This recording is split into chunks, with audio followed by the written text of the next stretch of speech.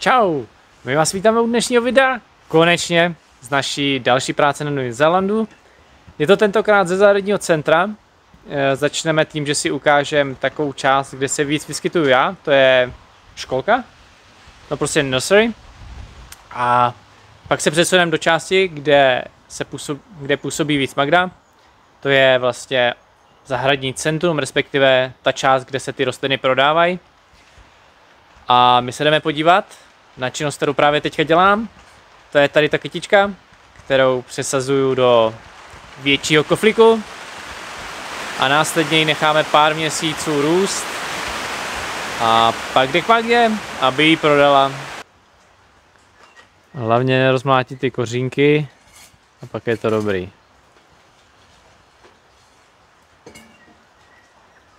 Tomuhle se jinak říká potting a dělám. No, to je další věc. Je to docela dobrá činnost. Na začátku jsme to dělávali hodně rádi. No a teďka to přijde takhle támhle. A až mám plný vozejk, tak to odvezu. Ještě to vlastně přijde zalit, zaherbicidovat, odvízt a za půl roku prodat. Teďka se nacházíme v části, kde je jedna z nejprodávanějších kytek. Je to Griselinia.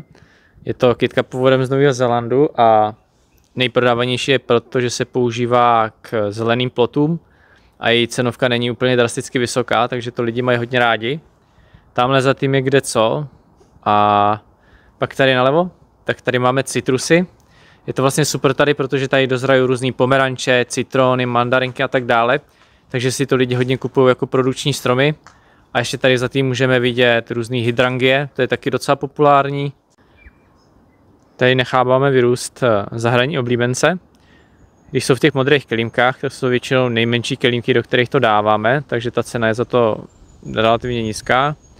A většina z nich je vlastně původem z Nového Zélandu. A co je z Nového Zélandu, tak to na Zélandu mají rádi. Teďka jsme došli k novému shade house, který jsme tady postavili. Je to vlastně místo, který je určený pro kytky, které potřebují stín, který nemají rádi moc sluníčka. Vlastně na té zahradě je míváte někde, kde jim třeba stíní nějaký strom nebo tak něco. Je to nový, takže to čeká, až Jarda s Magdou přijdou a navezou tady kytky, které vám ukážeme v jiné části. Tady máme další rostlinky, další rostlinky, další rostlinky, další keře, další listí a tak dále. Všechno to tady vlastně čeká na to, že to trošičku vyroste, nebo ne trošičku, ale do nějaký míry to vyroste, do nějaký cenové kategorie a pak to pošleme do obchodního centra dopředu. Tady jsou kamílie, to jsou právě ty rostlinky, které mají rádi stín, takže v nejbližší době budeme všechny tady ty kamílie, všechny ty rostlinky, u kterých vidíte ty tyče, tak budeme přesouvat do toho shade houseu. Teďka jsme došli tady k olivám. Tyhle ty olivy, tak ty jsou zasazený zhruba 2 až 3 měsíce zpátky, jsou takhle maličkatý a vlastně budou tady růst třeba půl roku, rok, než dojdou do takovéhle fáze, do téhleté velikosti a budou určený k prodeji. Takže vlastně zisk z té školky je ten, že máte plochu, na který necháváte ty rostliny vyrůst nějakých malinkatých sazeníček, než dorostou do větších velikostí. Teďka tady jsou přestěhované ty kamílie, vlastně, který opět před chvílí se mohli vidět ty menší verze. Tady už jsou verze určený k prodeji, ale těch kamílí máme taky strašně moc. A tady nalevo, tak to jsou zase ty Griseliny. Teďka tady můžeme vidět krásně velkou řadu těch Griseliny. Tohle jsou vlastně další jakoby velikosti. Tohle je, myslím, už 3. velikost, kdy vlastně se to odlišuje cenou, takže tam ty první, co jsme viděli v těch modrých, tak ty začínají na nějaký ceně 10 a tyhle ty jsou 3. velikost, která se, myslím, prodává za 40. A ještě si můžeme ukázat, tady takhle přejdem, tak tady máme zase velikosti, které se prodávají za $20.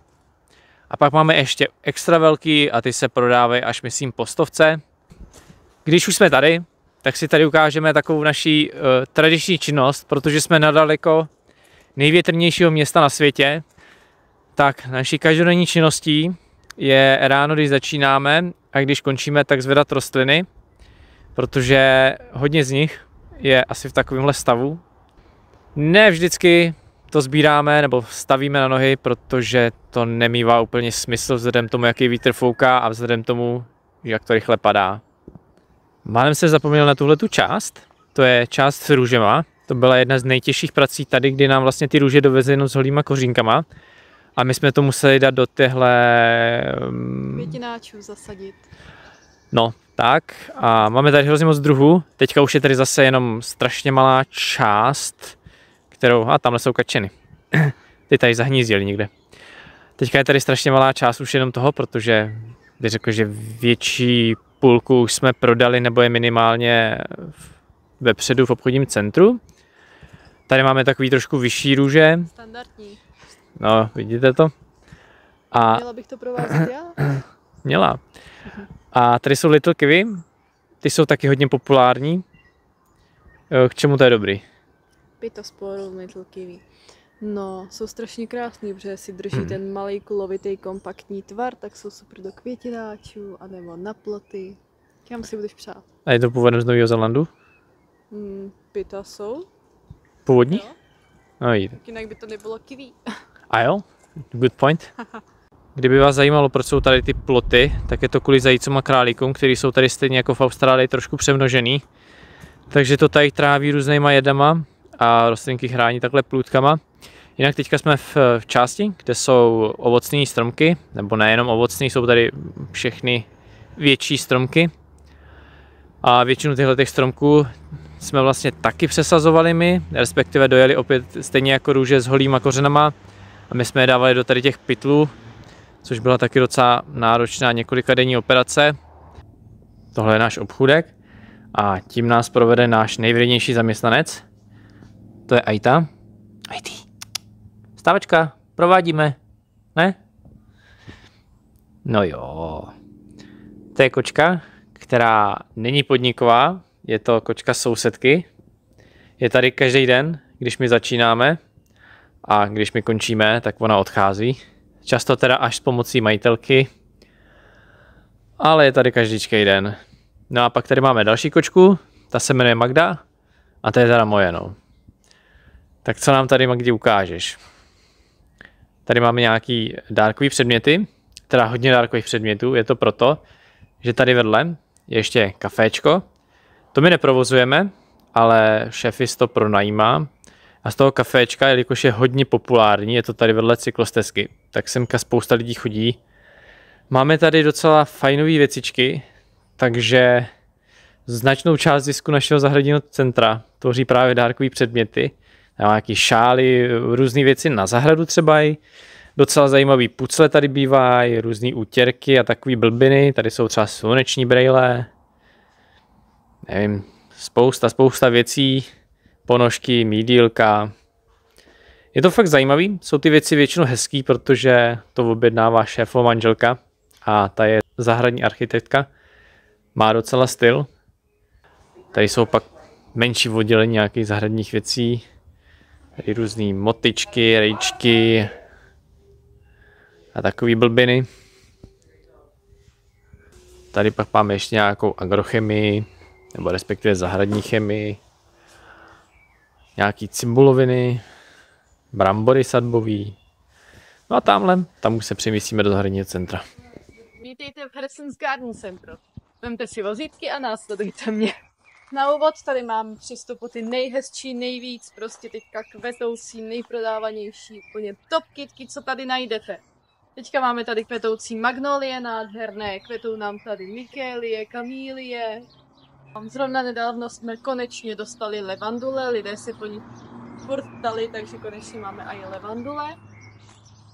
Tady napravo máme takový obecný křáky, no prostě na, víte co, živý ploty, nějaké solitéry, tady jsou ty nejlevnější, nejvíc dostupný. Dál.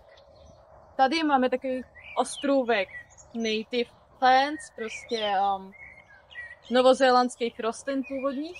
Mezi ty patří třeba nějaký flexy, nějaký, co to je, agapanty, který se dají pěstovat i v Česku, očividně jsem zjistila. A tak, tady máme nové příchozí delfínia. A tamhle vzadu, tak tam je oddělení se stromy. Vlastně tady na začátku máme jenom ornamentální stromy, nějaký javory, platany, takový prunusy, kvetoucí třešně, ale jakože ne na plody, ale na kvetení. A tady víc za mnou, tak tam už jsou ovocní stromy. Potom tady následuje asi 5 nebo 6 stolů plných citrusů. Začínáme tady trpasličími citrusy, nějaký limetky, citrony a tak dále. Tady nám pokračují ovoce, dají se tady pěstovat fíky, avokáda. Co ještě? Co vás napadne? Tady máme finger lime, což je je to strašně populární tady. A je to prostě taková divná okurčička, ze který můžete vymáčknout jakoby jikry, takový kaviár, který chutná, ale jako citron. Ale jako jinak než jako citron. Prostě úplně top. Tady máme bylinky a přesouváme se do sazeničkového hautu. Tady je taková hodně populární zase věc, je to broad bean, vůbec nevím, k čemu to je, ale ty květy chutnají strašně dobře. A tady máme vlastně malý sazeničky, tam jsou veggies. Na druhé straně zase flower, kytky. Potom ještě tady se podíváme do shadehouse. Tady máme krásně vyskládaný, nedávno jsem toto vyskládávala, kamílie. Z těch barev, co si vymyslíte, nějaké hydrangei a nějaké rhododendrony. Když se podíváme tady zpátky, tak navážeme na práci, co jsme dělali asi před měsícem a půl, nevím. Růže. Hodně růží. Tady je krásná před. Tady máme standardní růže na kmínku. Těch už není moc. A hlavně ty říkali. Tady máme krásný. Nádherný ptačí koupele.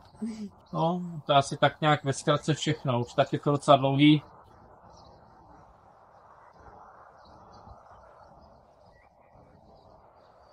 Jak se cítíš po svý první průvodcovské zkušenosti? No, zapomněla jsem spoustu věcí. To nevadí, už takhle je to dlouhý, takže... Pa.